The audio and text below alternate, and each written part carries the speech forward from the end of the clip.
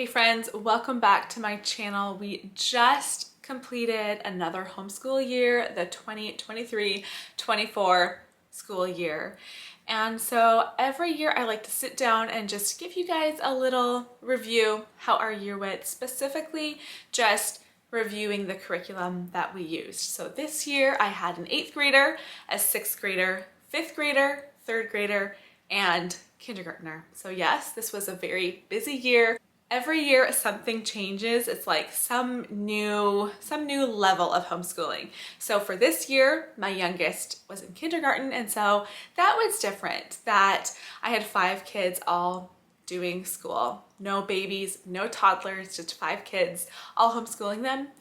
And you know, I look forward to next year, and next year not only are they all in school, but my youngest is in grade 1, so it's a little bit more of a school load, more full-time school, and my oldest is entering high school, and so it's just, you know, things change every year, but it is such a privilege. I find it such a blessing to be able to see firsthand as my kids grow, watch them learn, and just be able to spend this time with them. I don't take it for granted. So let's go ahead and get into it as I talk about this year and the curriculum that we used. Also, this camera of mine, I love it, but the battery, doesn't last as long as I wish it did. So hopefully my battery can make it through what I feel like is probably gonna be a bit of a long review because I'm looking over, you know what?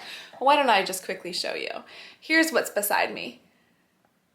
Stacks and stacks. There's more on the couch beside those stacks there. All of the curriculum, or not even all the curriculum, but a lot of the curriculum from this school year. Ever since we started homeschooling 10 years ago now, we have done a Monday to Thursday school schedule, and then Friday is our homeschool co-op day. And that co-op has changed a bit through the years. It's gone from being an actual co-op where we were doing lessons and taking turns teaching the kids and all that. And then it kind of became just an outside like nature group where we were just getting together and doing walks and trails and stuff. And so that's how our year started out, was just outside time on Fridays. We decided to take a break through the winter months, and then we actually never ended up starting again. So we did our homeschool group from about September to November, and then December till the end of the year we weren't doing that group. So Fridays became more of a school day, but it was still more of like a fun schooling day. So one thing we did on Fridays, my older kids, we started using this curriculum, Growing Up with God, from Gather Round homeschool curriculum. And this is like a maturation unit, all about puberty. And so we did, my 8th grader and my 6th grader did level 1 and 2. So there's a girls book, there's a boys book, and then my 5th grader just did level 1. And I can't remember what all is in level 3 and if we'll do that next year. I'm sure at least my oldest will do level 3. But level 1 is very basic. The girls book talks about the changes a girl goes through. The boys book talks about what changes a boy goes through. And then level 2 goes a little bit more into the opposite sex, as well as like how babies are born. And I don't think it goes into how babies are made specifically. I did look through these books, but I think that happens more in the 3rd book. But these are just books my kids did on their own. I didn't even check up on their work. It was really just them reading, and then they have some questions they can answer in the books, but nothing for me to check. It's all just very personal. But my older kids really enjoyed doing the Growing Up with God Gather Round books. We also always did piano on Fridays. I mean, we did that every day, but we did piano as well as music theory. So we go through, this is a Canadian program, but we go through and do the Royal Conservatory of Music. We do that for their music books, and then we also do that for their music theory. So we always made a point on Fridays to get some theory done. Fridays we also usually did our read aloud. The kids would spend some time reading, and any catch up they had from the week, which often happens. My older ones were often finishing up a little bit of math on Fridays. Fridays were kind of just we'll catch up on anything that we didn't finish earlier in the week. We also did do some just like park days or walks just on our own, or got together with friends on Friday, but we made Fridays into a kind of fun homeschooling day. Another thing we enjoyed doing this week or this year on Fridays was these books. The Critical Thinking Company has these building thinking skills books, and so we have all the levels from my youngest to my oldest. The kids each worked through these books. These are open and go workbooks that infuse critical thinking into the activities and the worksheets. It requires students to reflect and analyze their thinking and their answers, helping to deepen their learning and improve on their decision making. As I said, these books are open and go, so students can work very independently without much help from parents. So my kids often did this while I was reading aloud. Very little instruction is needed, so they would just sit and work away on their pages as I was reading to them. These books are very affordable, and each page is reproducible, which is excellent if you are a large family like ours. I will make sure to link this curriculum down below if you want to check it out. I'll link all the curriculum that I talk about today, which is a lot. There'll be a lot of links down in the description box, so make sure you check those out. And thank you to Critical Thinking Company for sponsoring today's video. So that's all about our Fridays. Now I switched out my stack of books, so I'm on to my next stack. And what we would do in, I should actually, you know what, I'll say that right here. As far as what my kids read during the year, I don't know if I should do another video on that maybe, but they each had different independent reading to do each day and some different assigned reading books that I allowed them to choose from. So that's what they did for their reading time. Kind of an assortment of heavier reading and lighter reading, lighter chapter books. And then we also did focus on, or make a priority, especially as years go on, I have to make more of a priority to get our read alouds in. That was super easy to get in when the kids were small, but now sometimes our days just get so full with the rest of our curriculum. But I don't want to forget about read alouds because I find that to be, for one, it's really educational, and I just love that time together. So we did do quite a few read alouds this year as well, and I am planning on sharing a video where I just talk about, give reviews on the different read alouds we did through this past school year. So I'm not gonna show those today, but we did do a bunch of reading aloud. We kind of started our school mornings twice a week. We would do our Bible curriculum, and then 3 times a week we would do our read aloud. So let's just talk about our Bible curriculum now. And we did something new this year, and that was these not consumed Bible studies. So this is the Old Testament Faithopedia. I don't have it here with me today. Maybe I should have, but each of the kids had a workbook that went along with this. And each book of the Bible would take a week to get through. So we would start at the beginning. This is Daily Apologetics for Families is what it says. And we do hope to plan to do the New Testament next year. So week 1, you could do a page a day because there's 5 pages for each lesson, but we would do 2 pages one day and 3 pages the other day. But we do Genesis, we'd talk through that, we'd read some verses from Genesis, and then we would read our word of the week. So it was covenant. Then we'd have something describing God. So God is covenant keeper. Then there would be a story. This one is called The Rainbow Covenant, but a lot of the stories were different characters, different people, like Augustine of Hippo. There were different missionaries and just people who did things for Christ. And then the 5th page would be a timeline page. And so that is all for Genesis, and then it goes on to Exodus. And the kids' little workbooks would have things for them to write. They had a whole bunch of stickers each week to put into their little notebooks. But that was a fun change to our Bible time each day. We also did this book, Timeless Hymns for Family Worship. This is by Johnny Erickson Tada. I never know how to say that last name. I want to say Tada, but this was a good one. Learning hymns has always been a priority in our Bible times, and so it was fun to read some of the stories behind the hymns. I think this book had, let me see how many.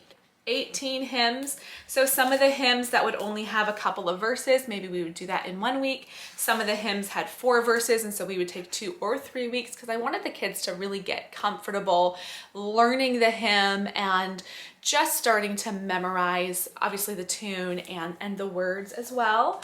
And then I've had this book for a long time. I just created this book, and at the beginning I have put, I printed up a catechism. And so we've been memorizing this catechism. I think this was our 2nd year doing it.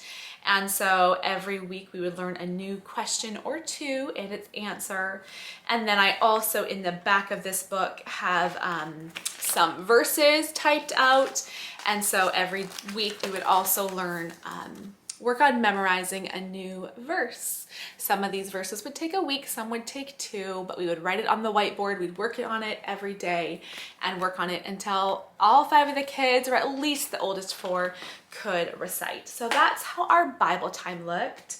Then the next thing we would get into is handwriting. So what we did is we did an every other day handwriting, every other day language arts.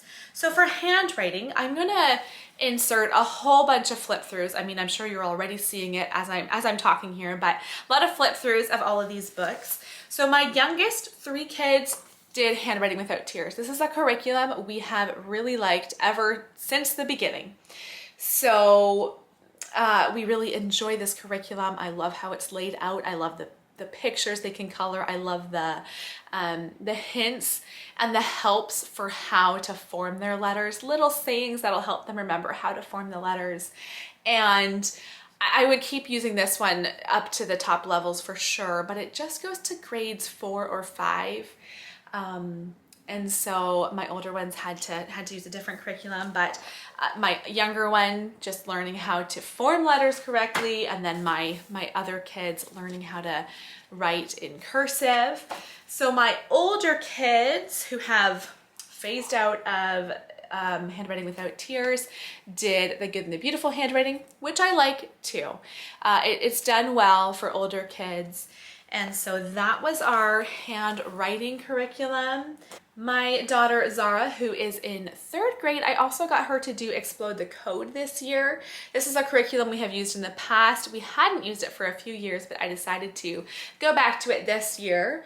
And so this is just one of the books that she completed this year. And Explode the Code is just so good for helping them with spelling, with phonics mastery, and it's a lot of repetition. And I love the different variety of the pages. Some of the pages they're circling an answer, some they are writing out the word, some they are looking at a word and then circling either yes or no, but they have to read the sentence.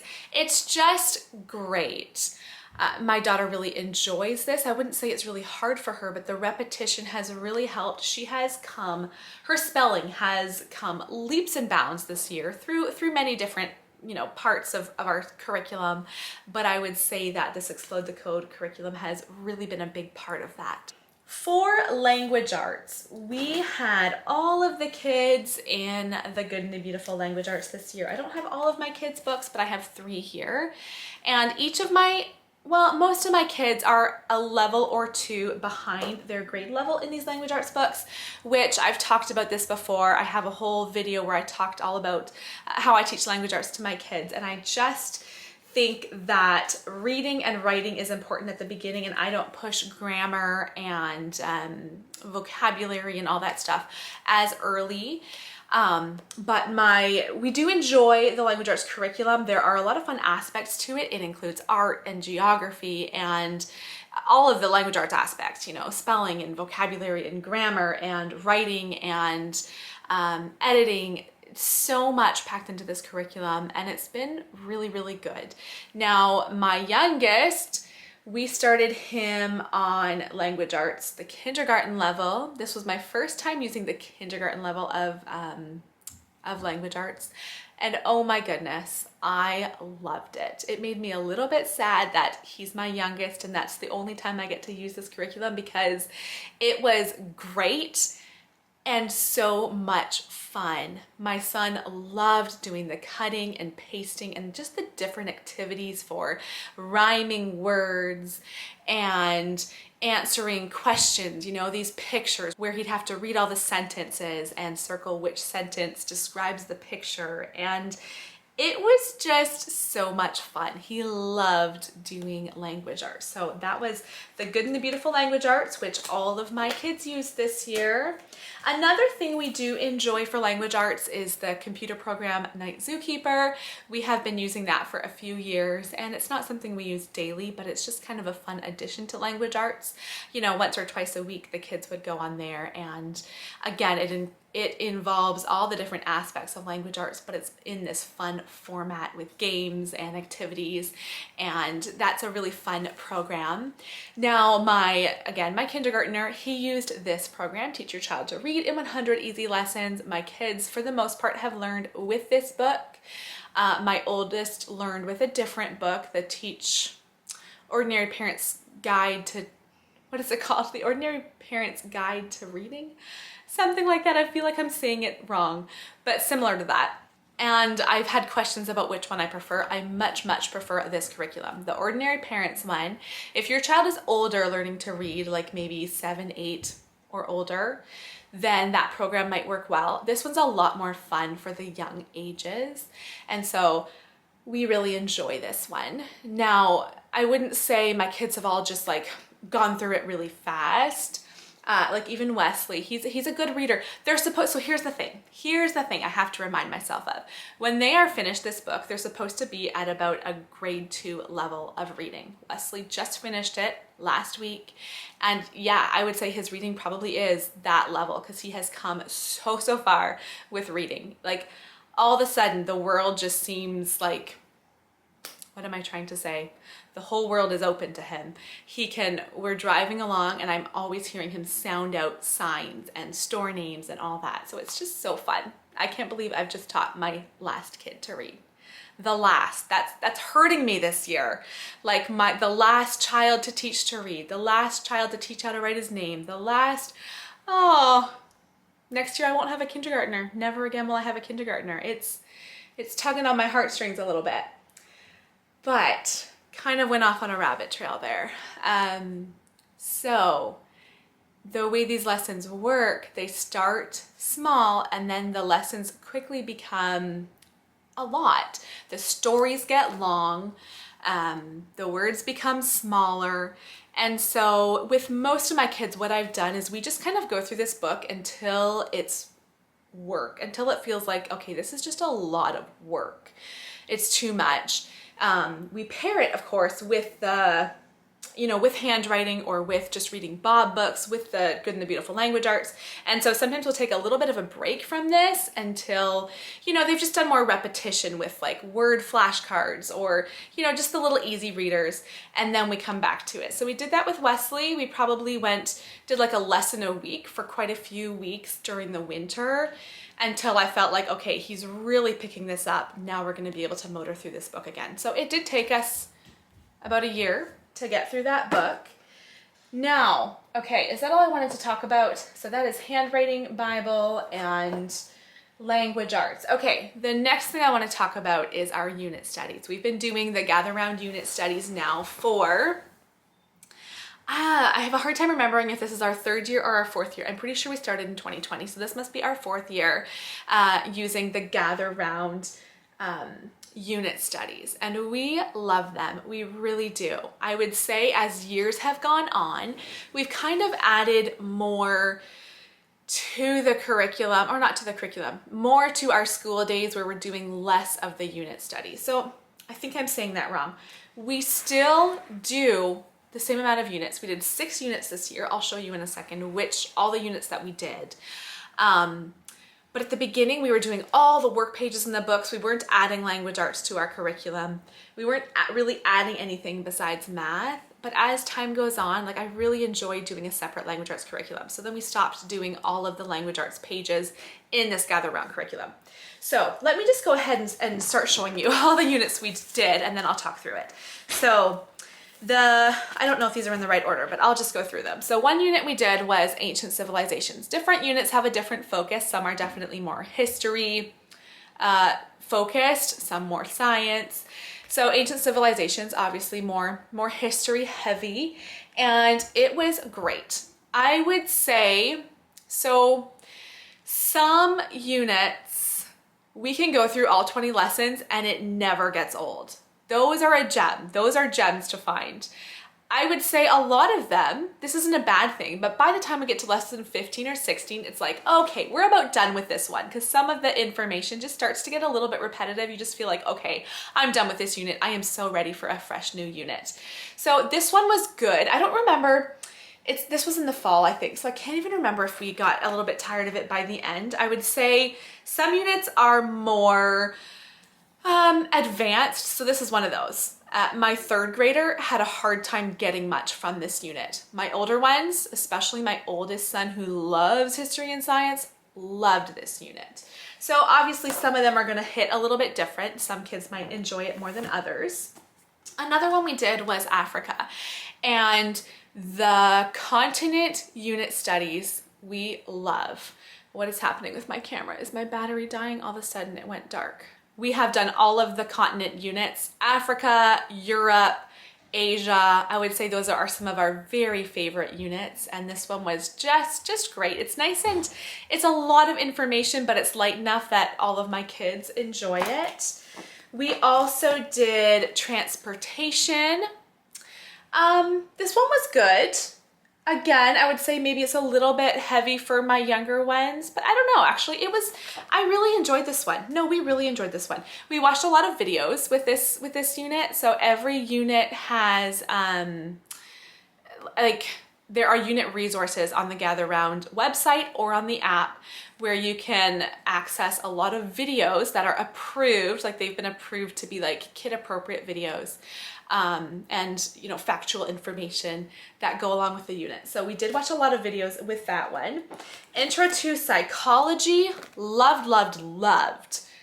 This one was so interesting. It was fascinating. I learned so much through this one, obviously a very scientific one.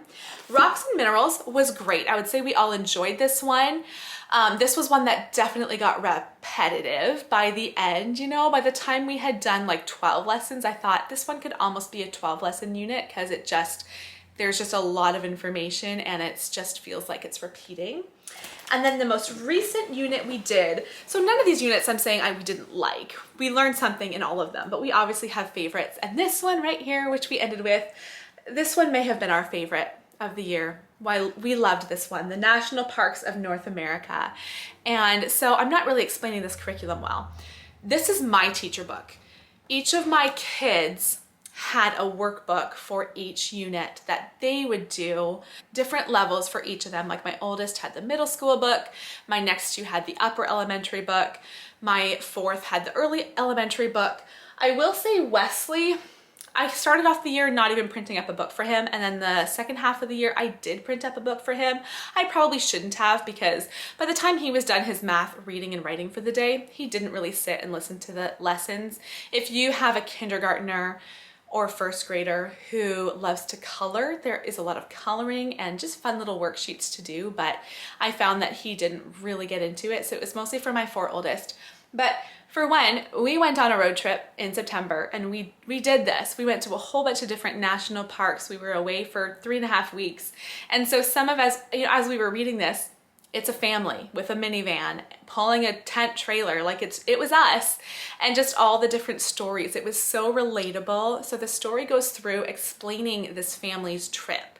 And as it's explaining the trip, almost just like a novel, really, it goes through different character lessons and of course the things they're seeing. So it would kind of go through, I'm not explaining this the best, but it would go through and tell the story of this family. Each lesson would start with a few paragraphs about the family's travels, storybook style.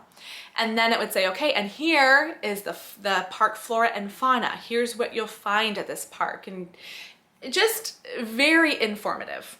And we loved this one. It brought back so many memories from our road trip, and just, we learned about new national parks that I was like, oh, we need to go there next. I want to do more traveling. So more on the gather round.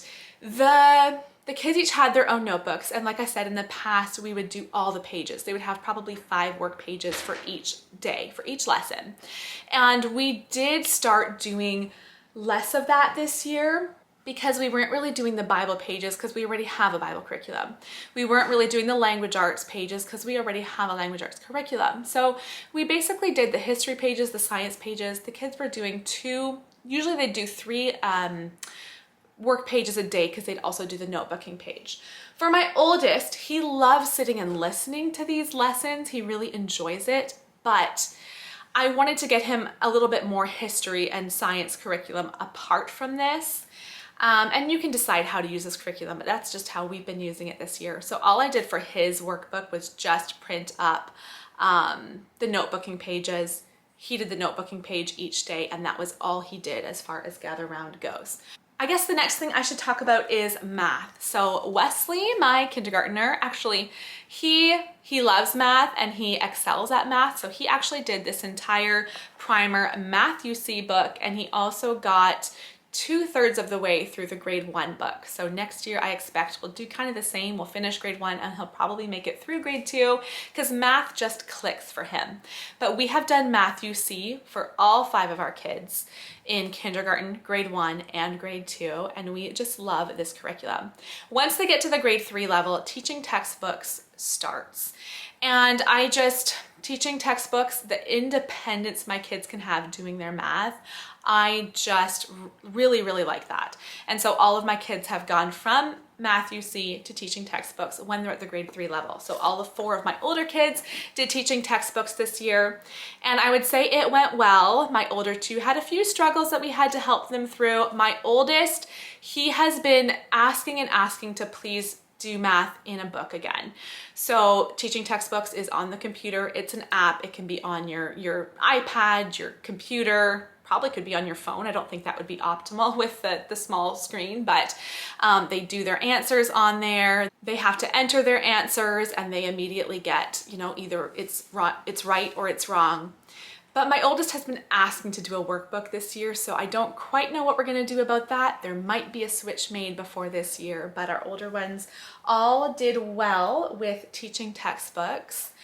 And one more little stack of books here. For my oldest, like I said, I wanted him to be doing a little bit more. He's in grade 8, almost going into high school here. I took a 20-minute intermission there so I could charge my camera because it died on me. I thought I could make it to the end, but didn't quite make it. So I'm back. And so my oldest was in 8th grade this year. And I thought he needed something more for history and science, something that just kind of moves in logical order instead of the unit study approach. We really enjoy the unit study approach, but as he's heading into high school, I just thought he would thrive with something different. So he did read through this book this year, The Story of the World. We've done this book in the past, but he read it this year. And I also had him every day, just very simple, but he had a notebook, which every day he had to write down a paragraph about what he learned. And then for science, Apologia is nothing new to us. We've done some of their studies before, but he did this one this year, Exploring Creation with General Science. I guess this is is this the textbook? Yes, this is the textbook. It throws me off because the student notebook is bigger than the textbook is. So we bought both. We also got the test packet that comes with it. So he did the tests for each, not unit, module. And we also got the thumb drive, which just, sticks into the back of your computer, and these lessons are taught. These lectures are taught each day. And so it's pricey to get that thumb drive, but I thought it would be worth it just to make the science curriculum very independent for him. He really enjoys science, so he enjoyed doing the study this year. Before this year started, we were kind of back and forth between Bob Jones and Apologia. Both looked really good and were really strong science curriculums for a student that is very sciencey, very into science. So he really enjoyed this. Now, I don't know, I think I just didn't plan the year off well. So he is, I want to say he's about 2/3 of the way through this book. So I don't know if I'm just gonna get him to do this through next year too, or if he's gonna do it through the summer. He says he'd be happy to do it through the summer because he enjoys it. So that is likely what we're gonna end up doing. And so at the beginning of the year, he was doing Story of the World and Science kind of every other day. And then he finished this book. And so then in the second semester, he's really just been doing science daily. So I think if we had done it every day from the beginning, he would have finished no problem. So yeah, that's just kind of my planning error, but I think he'll complete that through the summer. Elijah was also expressing to me that he wanted to do more spelling, and so we just went in and did some spelling power. I have done a video in the past, this was years and years ago, just showing how we use spelling power. We used it back when my kids were like, my oldest was probably 3rd grade or 4th grade. We used this book, so I still had it on the shelf. I pulled it out this year and we just started going through some of the spelling lists, and you know, it just adds like 5 or 10 minutes to our days, but he wanted to do, and I think it was good for him to do some extra spelling practice. So those were kind of the extra curriculums that he did for 8th grade. Now I have a lot to plan for, you know, this coming school year because he's going to be in grade 9. On one hand, I don't want to make it this huge, like, oh, grade 9, it's this huge new difference. You're just, you know, you're entering a new grade. But as he nears the end, we still have 4 years left, but as he kind of approaches the end of, you know, his schooling, it is going to get more serious, you know, just a bit more on his plate. But I think that's all the curriculum I wanted to show you guys. I guess less hits and misses because I feel like we just made every curriculum work for us. I don't know if we've had a year where I've been like, ooh, this is not a good fit. I mean, some curriculums, yeah, it was okay. Maybe we won't use it the next year. Or there have been times where I've just kind of switched it up and the curriculum says one thing, maybe we'll skip some pages or we'll handle it a little bit differently than the curriculum is made to do. So for instance, spelling power, we do not use this curriculum the way it was intended to be used. It's a lot of spelling lists, and they have a whole list in here, like an intro of how to use this curriculum. And we just don't quite use it how they say to use it. And so you need to, you know, as you're homeschooling your kids, don't make the curriculum your master. And not to say you won't come across any curriculums that you're like, I really don't like that. It's not gonna work. It doesn't work. But a lot of times you can kind of, you know, bend the rules and just change things up and still help your child learn something through using that curriculum. So come, you know, follow along through the summer as we just finished school. So understandably so, I have not planned for the coming year. So there's, you know, I don't know what's happening next year. There's going to be some changes made. A lot of our curriculum will stay the same, but follow along as through the summer months I come out with these curriculum hauls and showing you more what homeschool will look like this next year. And thank you for watching. If you stuck it out to the end here, I didn't feel like I could make it any shorter. I really wanted to give as thorough of a review of these curriculums as I could. Again, make sure you check out Critical Thinking Company if you want to try out their workbooks for all the different levels. And that's it. Signing off here. Thanks for watching.